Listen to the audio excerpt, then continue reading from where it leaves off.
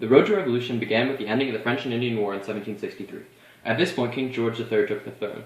Having inherited large amounts of debt from the war, as well as a strained relationship between the colonists and Britain, George held the colonies on a short leash, marking the end of the period of salutary neglect. As a result, the colonists no longer had the freedom to fully govern themselves. The first official act passed in order to control the colonies was the Proclamation of 1763, that stated the colonists were no longer able to migrate to lands west of the Appalachian Mountains. This act was put into place to keep colonists within a relatively contained region where they had already been established. Many colonists were upset as a result, as they were now unable to settle the land they had just fought for. In 1764, Britain passed two new acts to further control the colonies while also making a profit. First, the Sugar Act was passed. Within this act, sugar and molasses imported and sold within the colonies were to be taxed, solely to raise revenue for the crown. Later, in 1764, the Currency Act gave control of the colonial currency to the British. No paper currency could be printed in the United States, and all debts were to either be paid in gold or silver. In the following year, the Stamp Act was passed by the British government. It required a stamp on all published materials and legal documents. The purpose of the Stamp Act was primarily to raise money for increased military presence in the colonies. Violators of the Stamp Act were to be sent to Admiralty Court, where the accused party was assumed guilty until proven innocent, and their fate was ultimately to be decided by a single judge. The colonists were quite unhappy with the Stamp Act and showed their dissatisfaction in the harassment of stamp distributors using the method of tar and feathering. The primary aggressor in these occurrences was the Sons of Liberty, led by Samuel Adams. Following the Stamp Act, Virginia House officials met to discuss the unlawfulness of the Stamp Act. There, the outspoken Patrick Henry argued the Stamp Act violated colonists' rights as English citizens. The primary outcome was the differentiation of internal and external taxes. External taxes were placed on goods from outside the colonies like tariffs and were looked upon as being unlawful. Conversely, internal taxes were taxes imposed by the colonies upon purchase and were considered direct taxes. Eventually, the Stamp Act was repealed, but was soon replaced in 1767 by the Townshend Acts.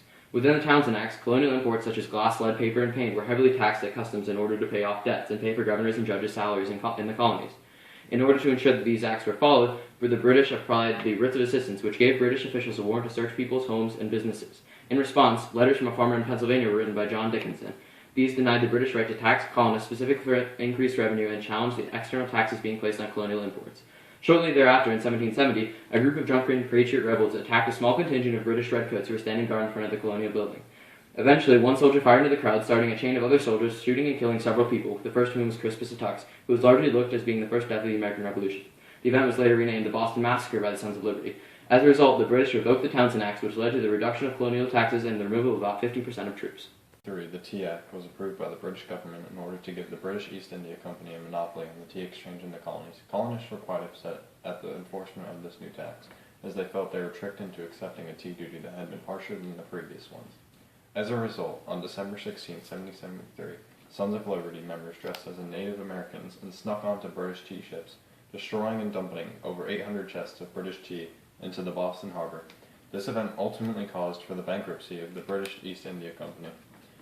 In response to this colonial aggression, the British passed the coercive acts to punish and control the colonists. These acts, which were later named the Intolerable Acts, consist of several parts.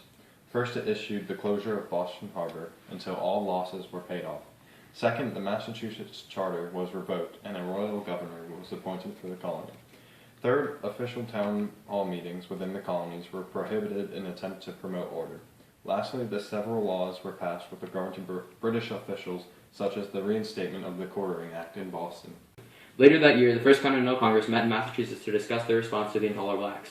Ultimately, this meeting provided for the formation of the Suffolk Resolves, which promoted the creation of colonial militias and urged colonists to break any and all financial bonds with Britain. Additionally, members of the Congress decided to draft the Declaration of Rights and Grievances, stating that any tax placed on the colonies without formal consent were unconstitutional.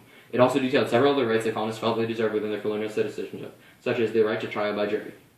Even though it was ignored by the king, this document was quite important, as it was one of the first discussions of the unconstitutionality present in the British government. In April of 1775, the American Revolution began at Lexington and Concord. The British Army was instructed to capture Sam Adams and John Hancock in Lexington and take over an ammunition storage in Concord. However, the colonial militias in Massachusetts, known as Minutemen, were informed of the British surprise attack as a result of Paul Revere's famous ride. While Revere was ultimately captured, the colonial militias were able to hold the ground somewhat at Lexington and were able to cause the British to retreat into Concord, marking their first revolutionary victory. Same year, the Second Continental Congress met to discuss their next actions. It was still not a majority decision to declare independence, and many didn't particularly want to go to war. So, in order to represent the majority opinion, John Dickinson wrote the Olive Branch Petition. This petition was quite important as it represented the last colonial attempt to avoid war with Britain. However, when this was ignored by King George, it became the majority vote of the colonists to go to war with Britain. Additionally, George Washington was appointed to lead the Continental Army. Following several other battles throughout 1775, in January of 1776, Thomas Paine, a political advocate of the time, wrote Common Sense, a short book that detailed the many reasons that made sense for it to go to war with Britain. This proved quite impactful, as it inspired many people of high stature in the colonies to vote in favor of declaring independence from Britain. In the summer of 1776, after it had been established that the colonies would formally declare their independence from Britain, the Philadelphia Congress met in order to discuss the drafting of the Declaration of Independence. From July 2nd through 4th, Thomas Jefferson, with the assistance of Benjamin Franklin and John Adams, wrote the Declaration of Independence, marking the official separation of the colonies from Britain. This was one of the most, if not the most, important documents of the Revolution, as it established the formation of the United States of America and severed many remaining ties with England. In the end, the colonies arose victorious and were finally able to govern the new country in their image. Specifics of how the government was to function were detailed in the Federalist Papers, which were a series of essays written primarily by James Madison. In Federalist Paper 10, Madison argues for the formation of a constitution that unifies the separate colonies as to prevent them from clashing. In Federalist Paper 51, Madison discusses the separation of powers within the government so that one or more groups does not become corrupt. In both papers, the ideals present fixed much of what the colonists believed what was wrong with British rule and ultimately became the foundation of the new government.